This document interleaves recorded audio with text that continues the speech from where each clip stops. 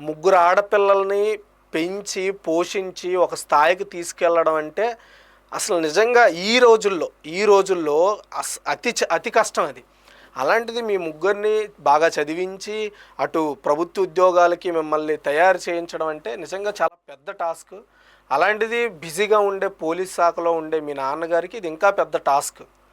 So మీ మీరు చాలా థ్యాంక్ఫుల్గా ఉంటారు మీ నాన్నగారికి. అయితే మీ నాన్నగారు చాలా కష్టాలు చూసి ఉంటారు. అందులో మీకు బాగా బాధేసినవి ఏంటి? అయ్యో మా నాన్నగారు చాలా ఇది అవుతున్నారే అని మీకు అనిపించిన సందర్భాలు ఎన్ని ఉన్నాయి? అవి ఏంటి అని చెప్తారా?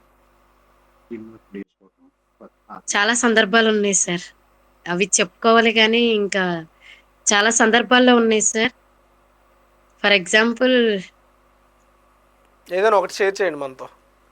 ఏదైనా ఫంక్షన్‌కి వెళ్ళినప్పుడు అందరూ కొత్త బట్టలేసుకునేవాళ్ళు సార్. మా నాన్నగారు మాత్రం ఒకే షర్ట్. ఏ ఫంక్షన్ అయినా సరే ఒకే షర్ట్‌లో వెళ్ళేవారు. ఒకే ప్యాంట్, ఒకే షర్ట్.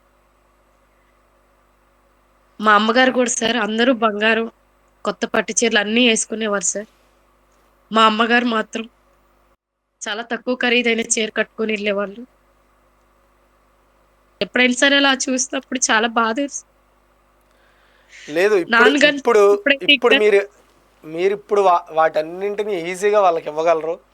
వాళ్ళని ఏదైతే వాళ్ళు మిస్ అయ్యారో మీరు వాటిని, అంటే వాళ్ళు బాగా రెడీ అవ్వడం కావచ్చు, లేదా 10 మందిలో వాళ్ళకంటూ ఒక మంచి రెస్పెక్ట్ కావచ్చు, ఇప్పటికే అంతా అయిపోయింది.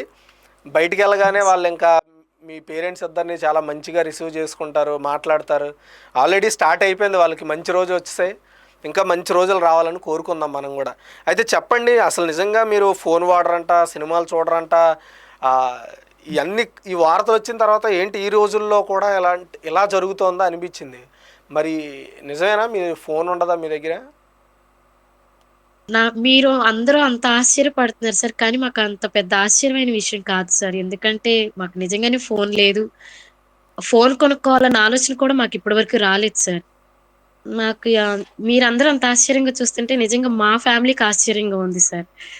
ఫోన్ వాడకపోతే ఇంత ఆశ్చర్యంగా చూస్తారు, ఇంత ఇదవుతుందా అని. మాకు ఇంట్లో వర్క్, స్టడీస్, చర్చ్ వర్క్ ఇవే సరిపోయాయి సార్. ఇంకా ఫోన్ అంత నాకసలు ఐడియా కూడా లేదు సార్.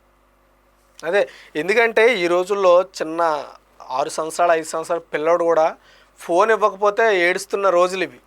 అలాంటిది మీ అవును దగ్గర సార్. ఫోన్ లేకుండా, ఫోన్ ఉంటేనే ఇప్పుడు వేరే వాళ్ళని ఈజీగా కమ్యూనికేట్ చేయగలం. అలాంటివి ఏం అవును సార్. లేకుండా ఉన్నారంటే నిజంగా ఇది చాలా ఆశ్చర్యకరమైన విషయమే. అయితే చెప్పండి, మీ ప్రిపరేషన్ ప్లాన్ ఎలా జరిగింది? అసలు మీ ప్రిపరేషన్ ప్లాన్ ఎలా ఉంది?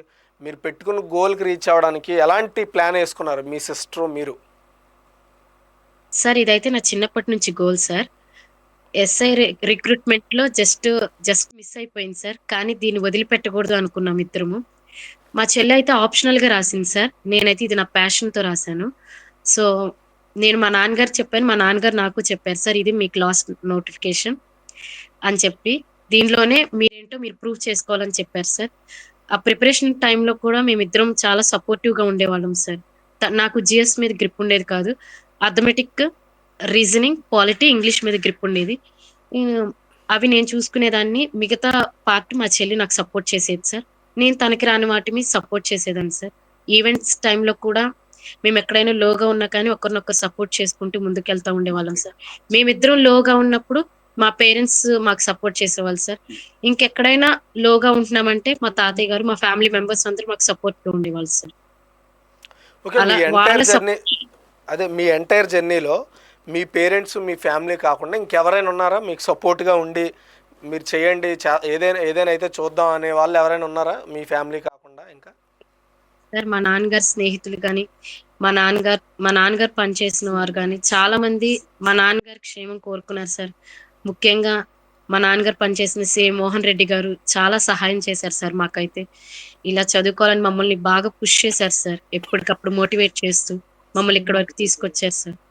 అలాగే మా చిన్నప్పటి Shri Leelavathi UP high school head master Udatha Lakshminarayana sir కూడా మమ్మల్ని చాలా పుష్ చేశారు సార్.